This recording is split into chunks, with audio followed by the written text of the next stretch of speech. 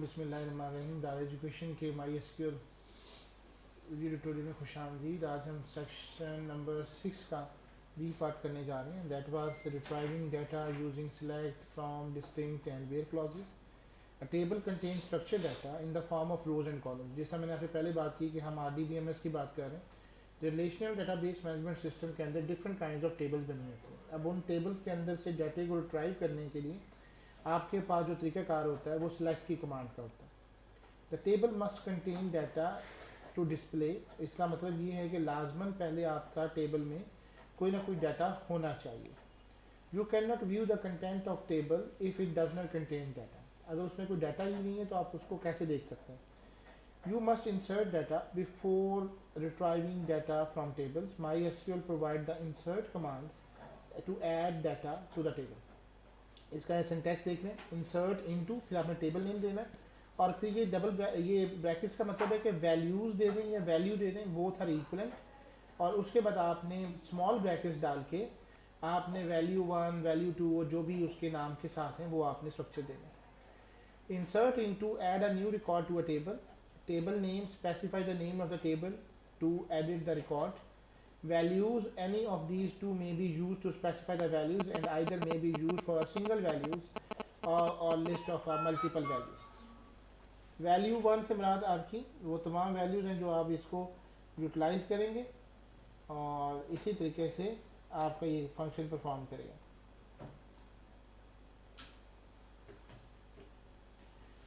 नीचे हमने एक कमांड दी हुई है। हमने ऊपर एक टेबल्स बनाई थी, आप लोगों को याद होगा, वो हमने एम्प्लॉय डिटेल की टेबल बनाई थी, एम्प डिटेल की। इसमें हमने एम्प आईडी दी थी।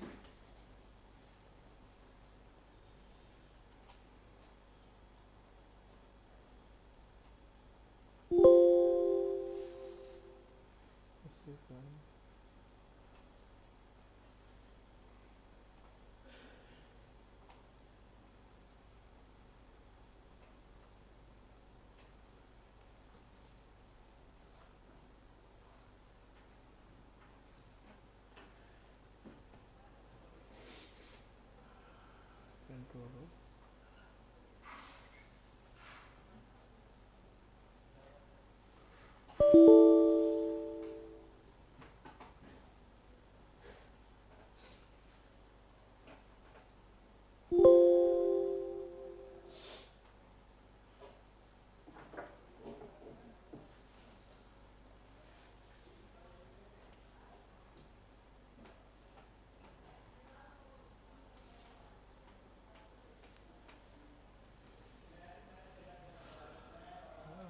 यहाँ हमारी कौन सी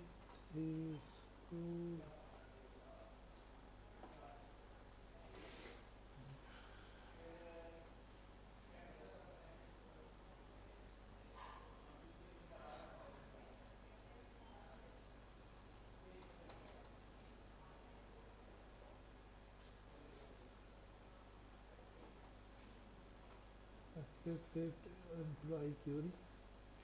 जी, हमने employee ID, employee name, first name, last name, character, address, and variable character and E phone number, हमने ये टेबल्स लास्ट लेक्चर्स में बनाई थी।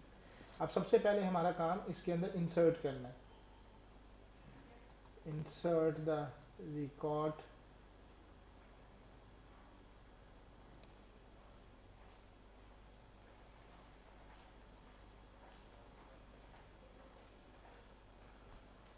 In the amp detail table. आप लोगों ने टेबल बनाई हुई, इसमें इंसर्ट करें रिकॉर्ड को।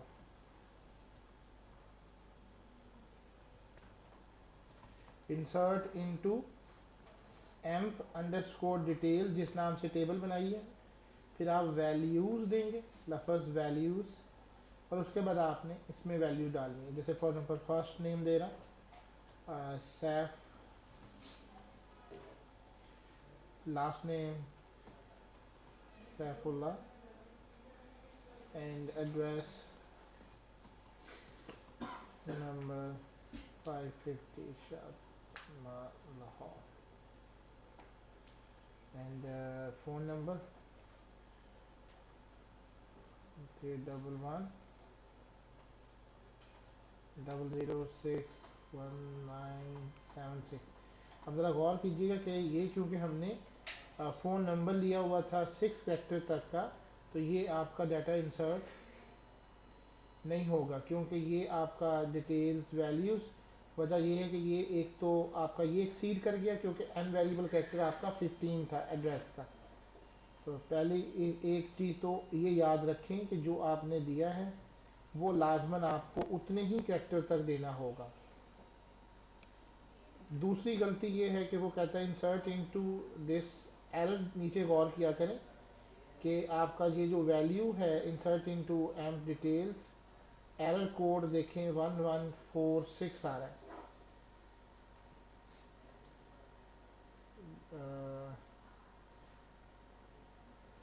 डिटेल्स यूज़ प्रॉपर्टी पहले करें और अब इस कमांड को चलाएं। वो कहता है data too long for e address at row 1, अभी भी ये ज़्यादा है। ज़रा काउंट करें 1 2 3 4 5 6 7 8 9 10 11 12 13 14 15 16 17 18, तो जितना भी एक्सीड कर गया वो उसकी वजह से वो आपके डाटे को एक्सीड करने से। इसका एरर नंबर है 1406। अब अगला एरर है जी data too long for e address at row 1, और एक वजह ये भी है कि आपका ये नंबर भी ज़्यादा है।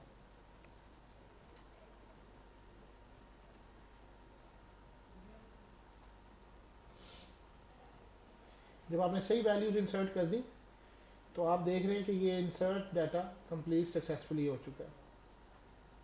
इसलिए जब आपने टेबल बना रहे हों उस वक्त ही आपने ये बिल्कुल क्लियर माइंड में रखना है कि आपने कौन सी वैल्यूज़ देनी है। एम्प डिटेल्स, अब मैं वैल्यू दे रहा हूँ 2 हबीब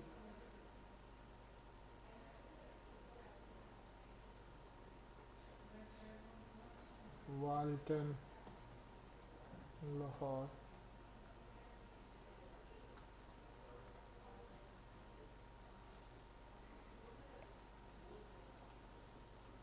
the data was inserted successfully. तो इसके अंदर ये चीज़ साबित होगी कि वैल्यू हो या वैल्यूज़ हो, both are accept. So figure show हो गई, हमने इसको कर लिया फ्रॉम वेयर। अब हमने इसको कमांड को चला के देखना है। अब ये मतलब ये है कि हमने इसका डाटा व्यू करना है, तो इसके लिए जो कमांड आपको बताई जाती है वो है सिलेक्ट की कमांड। सिलेक्ट की कमांड का मकसद क्या है कि आपका तमाम डाटा व्यू करना है। You can use select command to retrieve data from one or more tables. Select command has two clauses, from और where. From specify the table name whose record are to be retrieve. From के बाद आपने वो नाम देना है जहाँ से आपने टेबल से डाटा उठाना है। वेयर से मुराद specify the condition based on which the records are retrieve. और वेयर से मुराद होती है कि जो आप कंडीशन उस पर इम्पोज कर रहे हैं वो कौन सी होंगी। वेयर के बाद अगर आपने स्टार डिस्प्ले कर दिया all the columns of the, जहाँ पे आपने स्टार लगाया इसका मतलब है कि तमाम के तमाम कॉलम्स को डिस्प्ले करवाया जाए। जिस तरह कि अभी मैं इसको कर रहा हूँ, तो select asterisk from amp underscore details. Star का मतलब ये है कि जितने भी इसके कॉलम्स हैं वो शो कर दें। तो देखिए ये 2 रिकॉर्ड्स हमने अभी इंसर्ट किए थे, the both records are inserted successfully.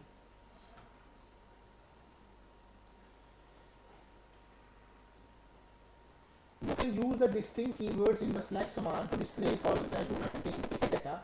The distinct keyword display only those rows containing unique values in the specified columns. अगर let's suppose मैं इसी चीज़ को एक दफ़ा फिर रन करता हूँ, आप गौर कीजिएगा डाटा वाज इंसर्टेड सक्सेसफुली। अब आप देखिएगा 3 रिकॉर्ड्स होंगे, इसमें सैफ उल्ला हाउस नंबर ये बार बार रिपीट हो रहा है। लेट्स सपोज मैं इसी को बार बार करता हूँ 5-6 दफ़ा, then you can see that कि अब रिकॉर्ड जो हैं वो मल्टीपल टाइम आ रहे हैं। Employee ID, you can see that. अब हम ये चाह रहे हैं कि सिर्फ हमें डिस्टिंक्ट वैल्यूज दिखाए, तो आपने आगे डिस्टिंक्ट लिख देंगे। Select asterisk from employees, sorry यहाँ नहीं लिखना, सिलेक्ट स्टैरिक फ्रॉम जो है डिस्टिंक्ट की कमांड।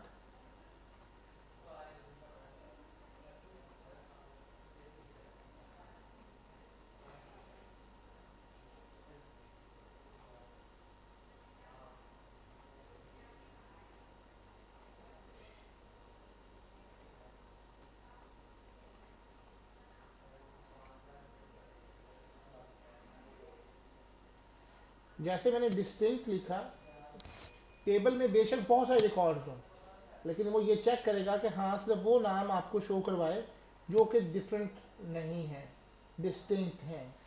जैसे कि फॉर एग्जांपल एक रिकॉर्ड और डाल लेते यहाँ पे,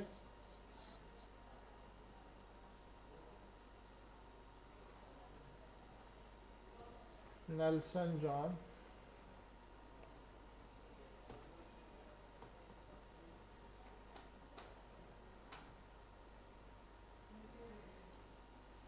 अब ये क्योंकि डिस्टिंक्ट है तो जब आप थर्ड देखेंगे तो ये तीसरा ऑप्शन आया होगा, ठीक। लेकिन गौर करें तो इसमें ई एड्रेस देखें तो वाल्टन लाहौर है, 2 का वाल्टन लाहौर है, और या फ़ोन नंबर दोनों का सेम आ रहा है। अगर हम यहाँ पे सेलेक्ट डिस्टिंक्ट के बाद अगर हमने कोई कॉलम देखना है, जैसे ई एड्रेस मैं देखना चाहता हूँ, ई एड्रेस,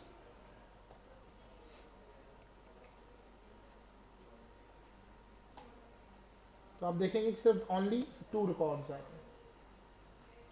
हालांकि 3 डिस्टिंक्ट वैल्यूज़ हैं, लेकिन बेसिकली डिस्टिंक्ट की कमांड उनके अंदर मौजूद जो कि वैल्यूज़ डिफरेंट हैं उनको वो देखेगी कि कौन सी वैल्यूज़ डिस्टिंक्ट हैं, अदरवाइज नहीं होगा। तो ये डिस्टिंक्ट की कमांड से, और इसी तरीके से हमने इसका बाकी का भी देख लिया कि हमने अगर एक नाम सर्च करना हो तब भी ये पॉसिबल कैसे होगा। आप एक से ज़्यादा कॉलम भी अपनी मर्ज़ी के देख सकते हैं। लेट्स सपोज आप चाहते थे कि जी सेलेक्ट, अब वो कॉलम के नेम दे दें, select e underscore name, F ने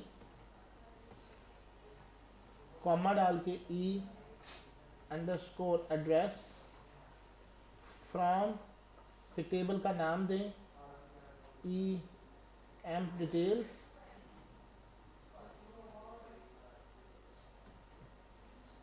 अब ये 2 कॉलम्स आपको शो कराएगा। देखें कि इसमें बहुत सारे रिकॉर्ड्स आ रहे हैं। वंस अगेन अगर आप डिस्टिंक्ट देखना चाहते थे तो then you should write distinct here. अब आपको वो 3 रिकॉर्ड जो डिस्टिंक्ट हैं सिर्फ वही मेंशन किए जाएंगे। So column 1 column 2 tables are there, select E name, F name, E address from employee details. तो आपके सामने इसी तरीके से जितना भी तरीके से आप देखना चाहें आप देख सकते हैं। अच्छा, सेलेक्ट कमांड, अब ये बहुत सारी छोटी मोटी कमांड्स हैं। लेट्स सपोज ये भी आपको एक सहूलत फराहम करते हैं।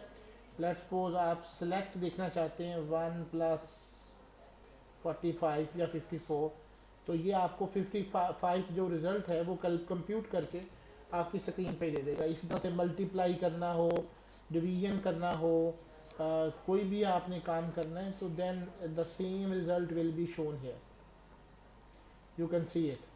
तो सिंपल वेज में भी आप इसको जब चेक कर सकते हैं और साथ में आप इनकी वर्किंग भी कर सकते हैं। Let's suppose select gross sale plus 1000 from salary details.